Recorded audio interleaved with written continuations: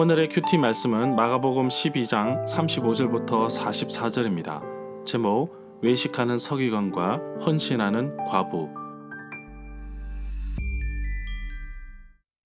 먼저 앞뒤 문맥을 살펴보겠습니다. 지혜롭게 대답하시는 예수님을 보고 더 이상 질문하는 자가 없었습니다.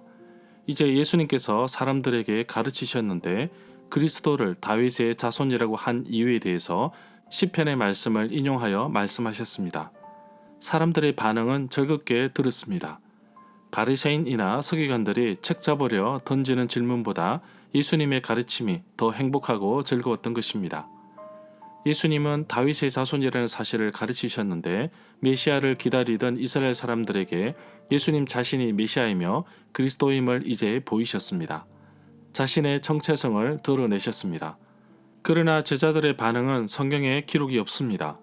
그동안 예수님의 사역과 모습을 보면서 그분이 진정 메시아로 오심을 이제 깨달아야 하는데 제자들의 관점은 전혀 다른 곳에 있음을 알 수 있습니다.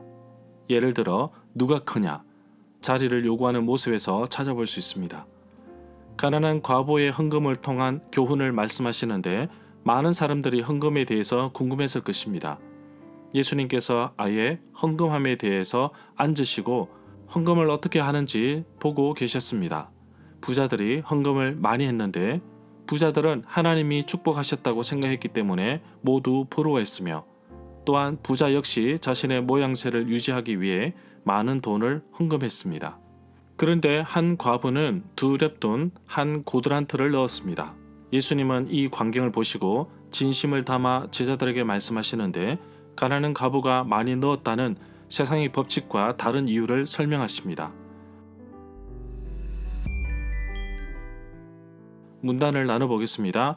35절부터 37절은 다윗의 자손, 38절부터 40절은 율법학자들을 조심하여라, 41절부터 44절은 과부의 헌금, 35절에 보면 그리스도와 다윗의 자손에 대해서 말하는데 마가복음 12장 35절부터 37절, 마태복음 22장 41절부터 46절, 누가복음 20장 41절부터 44절에 나옵니다. 예수님께서 성전에서 가르치고 계실 때 어째서 율법학자들은 그리스도가 다윗의 자손이라고 말하느냐고 물었습니다. 여기서 그리스도는 헬라어이고 메시아는 히브리어입니다. 두 단어 모두 기름 부음 받은 사람을 뜻합니다. 36절에 보면 예수님은 계속해서 말씀하시는데 다윗은 자신은 성령으로 여호와께서 내 주님에게 말씀하셨다. 내가 내 원수들을 내 발 아래 굴복시킬 때까지 내 오른쪽에 앉아 있으라고 하셨습니다. 이 구절은 시편 110편 1절의 말씀을 인용하였습니다. 시편 110편 1절에 주께서 라는 말은 하나님을 의미하고 내 주께는 시편 기자의 왕을 의미한다고 볼 수도 있습니다. 히브리서 10장 12절에 보면 오직 그리스도는 죄를 위하여 한 영원한 제사를 드리시고 하나님 우편에 앉으사 라고 말씀하고 있습니다. 이 구절에서 내 발 아래라는 말은 패배와 굴복의 상징을 의미한다고 봅니다. 이 구절은 사도행전 2장 34절부터 35절, 히브리서 1장 3절에 인용되었습니다. 이 구절에 내 우편에 라는 말은 오른쪽 영예의 자리를 말한다고 봅니다. 37절에 보면 왜 다윗은 사람들은 시편 110편을 다윗이 썼다고 보고 시편 110편 1절을 다윗이 메시아에 대해 말한 것으로 이해했습니다. 왜 다윗 자신은 그를 주님이라고 말하는가? 만일 성경의 구절들이 서로 모순이 된다면 그것은 랍비들의 성경 해석 법칙에 따라 서로 다른 상황에 관련시켜야 합니다. 지상의 존재로서 예수님은 다윗 가문 출신입니다. 그러나 올리워진 분으로서는 그는 하나님의 아들로서 그리고 다윗이 말한 주로서 통치하실 것입니다. 38절에 보면 서기관들을 꾸짖으시는데 마가복음 12장 38절부터 40절, 마태복음 23장 1절부터 36절, 누가복음 20장 45절부터 47절에 나옵니다. 바로 앞 단락은 서기관들, 율법학자들의 목매성에 집착하지 말라는 경고로 이해할 수 있습니다. 서기관들은 그들의 명예욕, 탐심, 위선 때문에 하나님의 심판을 자초하고 있는 자들입니다. 이제 백성들에게 그들을 조심하라고 경고하고 있습니다. 39절에 보면 이 구절에서 회당의 높은 자리는 율법이 기록된 거룩한 두루마리를 보관하는 나무 궤 앞에 있는 자리를 말합니다. 또 잔치의 윗자리는 주인의 바로 옆자리를 의미합니다. 40절에 보면 예수님께서는 서기관들을 엄하게 정죄하시면서 종교 지도자들과의 일련의 논쟁을 끝맺고 있습니다. 예수님의 비난은 그들은 자신들이 경건하다는 그들의 주장, 긴 옷, 긴 기도가 그들의 행동에 의해 거짓으로 판명되고 많은 비윤리적인 위선자들이라는 것입니다. 자부심과 위선은 그들이 빠지기 쉬운 죄였다고 봅니다. 41절에 보면 과부의 헌금이 나옵니다. 마가복음 12장 41절부터 44절, 누가복음 21장 1절부터 4절에 나옵니다. 예수님께서 헌금함 맞은편에 앉으셔서 사람들이 어떻게 헌금하는 것을 보셨습니다.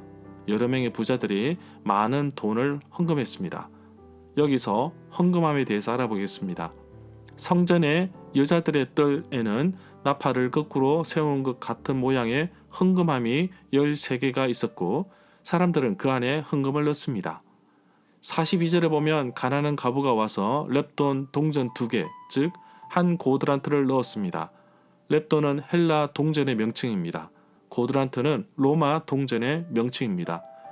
43절에 보면 성전고가 나오는데 이것은 성전의 보물 창고를 가리키는데 여인들의 뜰에 있었습니다. 이 창고에는 누구나 접근할 수 있는 헌금함이 있어서 여러 가지 목적의 헌금을 거기 넣을 수 있었습니다. 절마다 상세한 설명과 구절 해석, 핵심 내용과 중심 줄거리는 네이버 블로그에 올려져 있습니다. 내게 주시는 교훈입니다. 서기관들의 모습을 보면서 조심하라고 말씀하십니다. 남들에게 보이는 것이 중요한 것이 아니라 내면이 중요하다는 사실을 기억해야 할 것입니다. 예배 때 특별히 사람들 앞에 서서 섬기는 자들은 더욱더 조심해야 할 것입니다. 자신의 허물을 내려놓고 순결한 마음으로 서야 합니다.